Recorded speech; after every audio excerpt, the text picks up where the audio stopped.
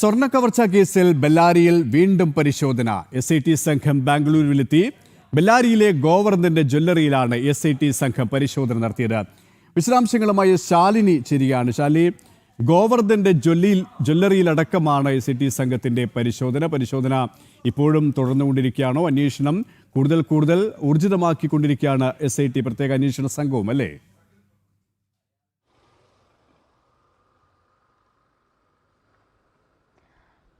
KP, തീർച്ചയായും പരിശോധന നിർണായകമാണ്. പരിശോധന നടന്നുകൊണ്ടിരിക്കുന്നു എന്നുള്ളതാണ് നമുക്ക് ബെല്ലാരിയിൽ നിന്നും അറിയാൻ സാധിച്ചിട്ടുള്ളത്.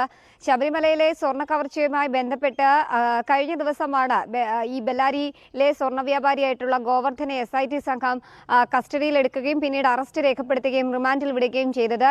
ഈ സാഹചര്യത്തിൽ വിശദമായ ചോദ്യം ചെയ്യലിലാണ് ഈ ജുവലറിയിൽ വീണ്ടും തെളിവെടുക്കും പരിശോധനയും അടക്കം നടത്തണമെന്ന് SIT സംഘം തീരുമാനിക്കുന്നത്. ഇതിന്റെ അടിസ്ഥാനത്തിലാണ് രണ്ടാം ഘട്ടവും ബെല്ലാരിയിലെ ഈ റോഡം ജുവലറിയിലേക്ക് അന്വേഷണ സംഘം എത്തിയിട്ടുള്ളത്. പ്രധാനമായും ആദ്യഘട്ട പരിശോധനയിൽ പിടിച്ചെടുത്ത സ്വർണത്തിന്റെ പരിശോധന, ശാസ്ത്രീയ പരിശോധന അടക്കം തുടരുകയാണ്. അതിൽ പ്രധാനമായും ഈ ശബരിമലയിൽ നിന്നും ഉണ്ണികൃഷ്ണൻ പോറ്റി കടത്തിയ കട്ടിളപ്പാളിയും ദ്വാരപാലക ശില്പവും അത് പിന്നീട് രൂപമാറ്റം വരുത്തിയത് ചെന്നൈയിലെ സ്മാർട്ട് ക്രിയേഷൻസിലാണ്.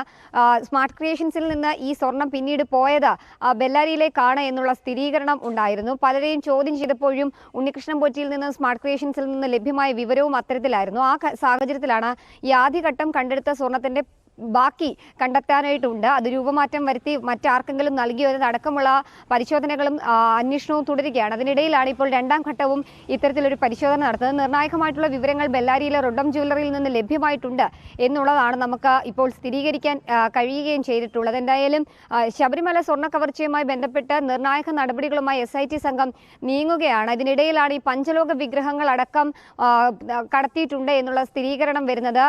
രമേശ് ചെന്നിത്തല ുള്ളവർ നൽകിയ വിവരത്തിന്റെ അടിസ്ഥാനത്തിൽ ദുബായ് വ്യവസായിയെ ചോദ്യം ചെയ്തപ്പോൾ അദ്ദേഹത്തിൽ നിന്ന് ലഭ്യമായത് ഡി മണി എന്ന ചെന്നൈയിലെ ഒരു വ്യവസായിയാണ് ഇതിന് പിന്നിലെന്നുള്ളതാണ്. സംഘത്തലവനും അദ്ദേഹമാണ് എന്നുള്ളതാണ് സ്ഥിരീകരിക്കുന്നത്. ഈ സാഹചര്യത്തിൽ ഡി മണിയെ ചോദ്യം ചെയ്യാനുള്ള നടപടിയിലേക്കും SIT സംഘം കടന്നിരിക്കുകയാണ്.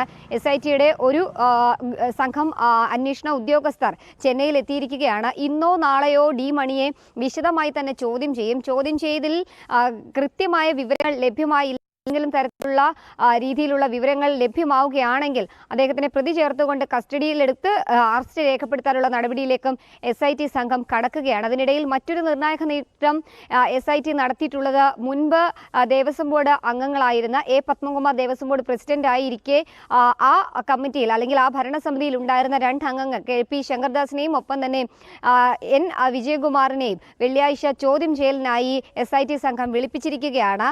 കഴിഞ്ഞ ദിവസങ്ങളടക്കം കോടതി ഈ കേസുമായി ബന്ധപ്പെട്ട് അപ്ഡേഷൻ ആരാഞ്ഞപ്പോൾ രൂക്ഷമായ വിമർശനം ഇരുവരെയും ചോദ്യം ചെയ്യാത്തതിലും ഒപ്പം തന്നെ ഇവരെ അറസ്റ്റ് ചെയ്യാത്തതിലുമുള്ള വിമർശനം ഉന്നയിച്ചിരുന്നു. ഈ ഘട്ടത്തിൽ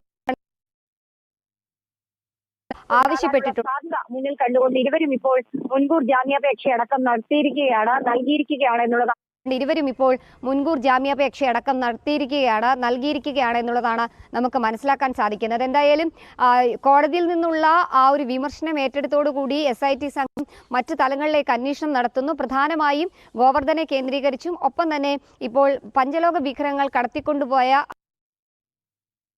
ബെല്ലാരി കേന്ദ്രീകരിച്ച്, ഗോവർദ്ധനെ കേന്ദ്രീകരിച്ച്, ചെന്നൈയിൽ ഡി മണിയെ കേന്ദ്രീകരിച്ച് അന്വേഷണം പുരോഗമിക്കുകയാണ്. തിരുവനന്തപുരത്ത് നിന്നും ശാലിനിയാണ് വിശദാംശങ്ങൾ നൽകിയത്.